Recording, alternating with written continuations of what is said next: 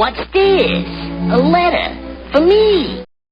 Welcome to another episode of Remember the Great Sports Through the Mail Thursdays. Today I'm going to share with you 3 recent returns that I just got back.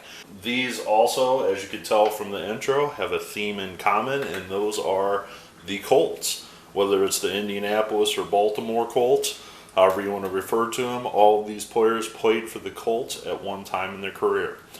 So let me just jump right into this first one. It was returned from Raleigh, North Carolina. Jim Cheyunski, he actually personalized the cards to me, which is fine. Whatever, that's, sometimes guys like doing that. He also included a Bible verse, but they are signed in nice blue Sharpie. So let me tell you about Jim Cheyunski and his career in the NFL. So Jim Cheyunski, he was nicknamed Shy, and that's why I'm calling his name Cheyunski. It could be Cheyunski. Maybe I'm pronouncing it wrong, but with the nickname Shy, I'm going to go with Cheyunski. And he was born in Massachusetts, and he attended West Bridgewater High School in Massachusetts. He had an opportunity to play college football at Syracuse University. Well, the Boston Patriots, that later became the New England Patriots, drafted Cheyunski in the 12th round of the 1968 NFL Draft. Well, the linebacker, he wasn't a really big guy for being a linebacker. He stood at 6'1", 215 to 225 pounds. And Cheyunski said in an interview once that was on a good day. He was actually a lot lighter than that, and they just kind of bulked up his numbers to make him seem bigger, he said. So, with Boston, he spent 5 years with the Boston/New England Patriots until right before the 1973 season started. The Patriots decided to trade him to the Buffalo Bills. Well, Cheyunski was well established for the Patriots at the time, but he also came to the Bills, and that was at the time when O.J. Simpson was at the peak of his career. So he was teammates on the other side of the ball with O.J. Simpson. Well, he spent a couple seasons with Buffalo, appearing in 13 and 14 games respectively, and then he moved on to the Baltimore Colts. Well, this is the Baltimore Colts of the Johnny Unitas era just wrapping up, and he appeared in 14 games for the Colts, both in 1975 and 1976. Well, due to some injuries that he received while playing for the Bills, he decided to hang it up at 31 years old after his final 2 years with the Colts. And after his playing career, he got into high school coaching and administration as an athletic director and moved around the country a little bit in the Carolina, Florida areas, taking jobs as a head coach and a athletic director. So, in total, he played a decent career back in the 1970s in the NFL in the 60s and the 70s, but again, had to go on to a second career after his time playing in the NFL because he had to pay the bills somehow. So this is another guy that just didn't make a lot of money, even though he was one of the best at his position during that era. So, very happy to add his autograph to the collection. All right, so this next one is pretty exciting to get back. And when I show this to you, you're going to be like, why didn't you send that to him when you had it? And it's because I sent both requests around the same time, and this one just took a little while longer to get back. And I am talking about Lyle Blackwood. And the reason I said what I just mentioned is I got Roland Lawrence back through the mail not too long ago. And when I opened this up, I'm like, well, I guess it's better than not getting him back at all. So what I might do is, send that to Roland Lawrence and explain to him, well, I didn't know Lyle was going to send it back. Otherwise, I would have waited till I got it back and then sent it to you. Do you mind signing? And hopefully he will to finish that off. But Lyle also signed another card, a second Colts single card, and a Colts leader card as well. So remember this guy Fred Cook, because I'm gonna mention him again. But I have 2 leaders cards with the next individual with Fred Cook on them, and I have never seen Fred Cook sign. So if anybody knows of Fred Cook signing, let me know. I definitely could use him. So let me tell you about Lyle Blackwood and his time with the Colts. So Blackwood, a Texas native, attended high school in Texas and also attended college at Texas Christian University as well. He was selected in the 9th round by the Denver Broncos, 217th overall in 1973.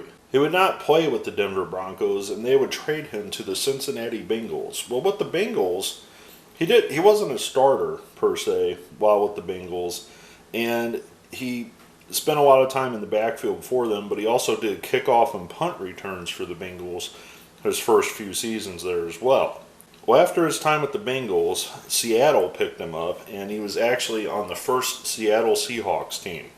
And again, he did his punt returns and Seahawks as well, but he did not start. Well, after the 76 season, he would move on to the Baltimore Colts, where he would play full-time as a free safety for them. Well, after having an opportunity to play full-time, he would actually lead the league in interceptions that year, along with Roland Lawrence there with 10. Well, he would be a fixture in the backfield for the Baltimore Colts through 1978, 79, and 1980. Well, after the 1980 season concluded, he would move to Miami, where he would pair up with some of the best defensive players at the time, and would form part of the Killer Bees, which was the nickname given to him and his teammates Bob Baumhauer, Bob Brzezinski, and his brother Glenn Blackwood. Yes, he had a brother also that played in the NFL, and they actually coined themselves as the Bruise Brothers. So the Bruise Brothers Blackwoods, or the Killer Bees, whatever you want to call them. Blackwood had actually spent more time playing for the Miami Dolphins than he would with the Baltimore Colts. Well, in total, Blackwood would finish his career with 15 fumble recoveries, 35 interceptions, and 2 touchdowns, while appearing in 176 games. He appeared in 74 of those games with the Dolphins over a 6-year career. So, in closing, this was, one of those guys that had to work really hard, kind of had to jump from team to team, until finally, I guess, third luck's the charm. He got his chance to play with the Colts, and he just exploded on the scene and created basically a 10-year career after he went to the Colts, between the Colts and the Dolphins. So I'm hoping that I can get Roland Lawrence to sign that, and we'll move on to the next one. All right, this final one is postmarked. There's this one from Maryland, and when I show you who it is, you're going to understand why it's from Maryland. But this is, I don't want to call him a journeyman, but former Baltimore Colts running back Joe Washington on one, who also played for the Redskins on a second team card. And I also have a third, or I guess another team card with Fred Cook. So Washington actually led the team in receiving and rushing that year, so he just signed across both his pictures there. But I still need good old Fred Cook to sign that. And finally, the receiving leader card with Ahmad Rashad. So I would love to get Ahmad Rashad to finish that off, but he's not the easiest to find through the mail either. So let me tell you about Joe Washington and his illustrious NFL career. Washington, also a Texas native, was born in Texas and also attended Abraham Lincoln High School in Port Arthur, Texas.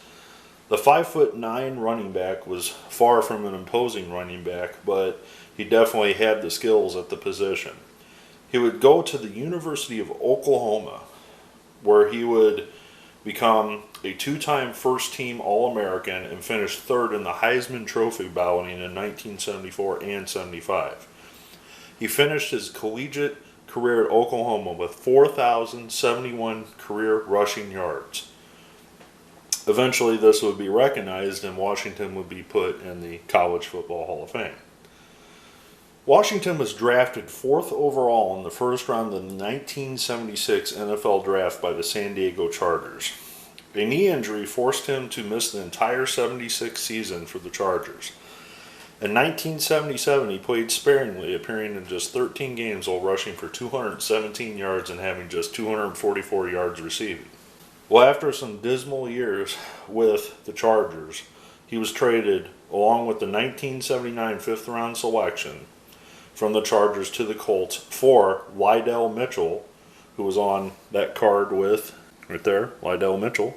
So running back for running back, on August 23rd, 1978.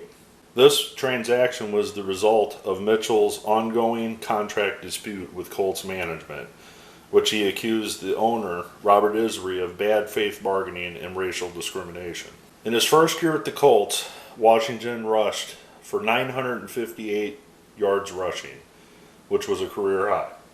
In 1979, he led the NFL with 82 receptions. He also had 750 yards receiving and 884 yards rushing, along with 7 touchdowns.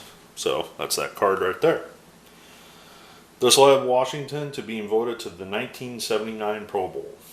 Some noteworthy thing that he did on September 18th, 1978, when Baltimore played the New England Patriots on Monday Night Football.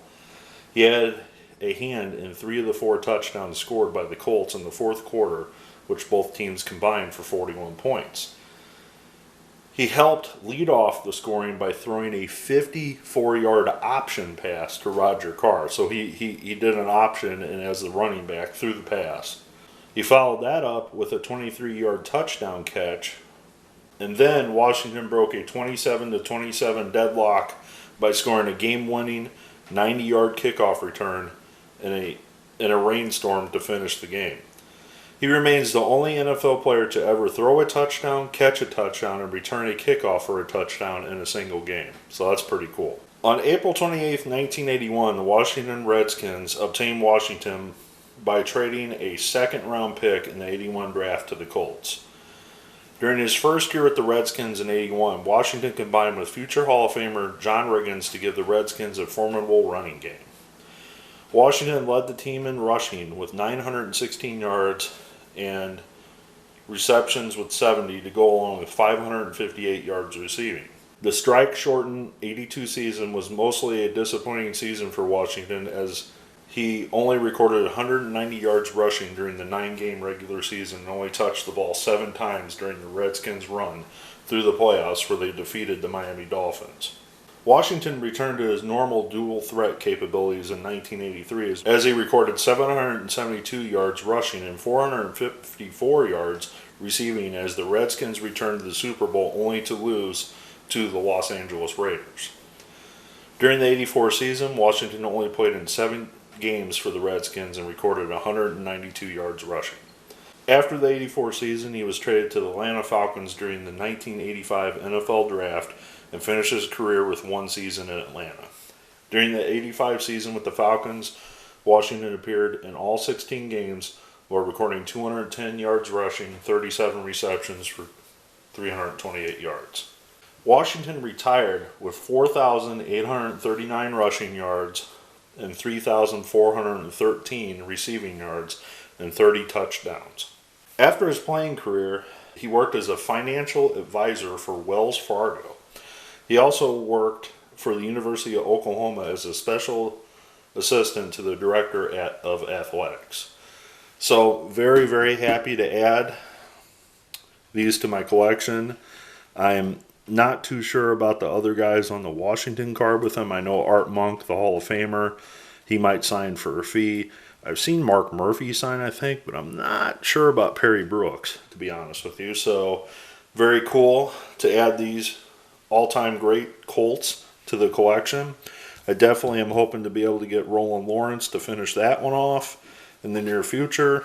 So I want to thank Mr. Blackwood for signing. I also want to thank, we'll put one of the Lyles over here since I have 2 of them. I also want to thank Jim Cheyunski, for signing as well. Also want to thank you for taking the time to watch another episode of Remember the Great Sports Through the Mail Thursdays. Please leave your comments below. I look forward to seeing what you have to say. Happy collecting.